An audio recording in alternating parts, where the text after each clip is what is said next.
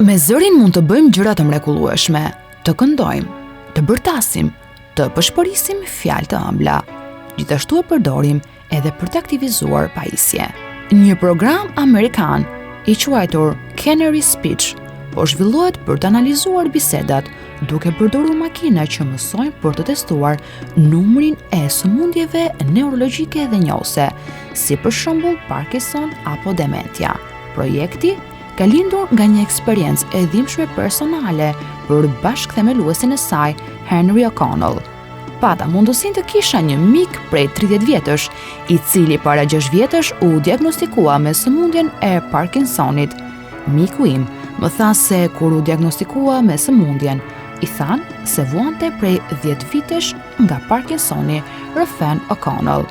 Si pjesa më e madhe e sëmundjeve, diagnostikimi i hershëm luan një rol kryesor në menaxhimin e kushteve, por së fundmi, shkencëtarët kanë nxjerrë në pa vështirësitë e diagnostikimit korrekt, me doktorët që shpesh ngatrohen në shpjegimin e simptomave.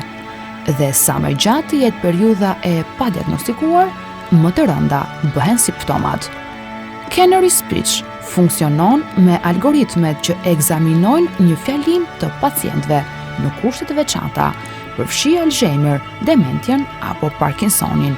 Një simptom e sëmundjes është zbutja e zërit, diçka që bie në sy për ata që kemi njerëz të afërt. Por programi i Canary Speech është i aftë të tregojë dhe ndryshime të vogla të fjalimit.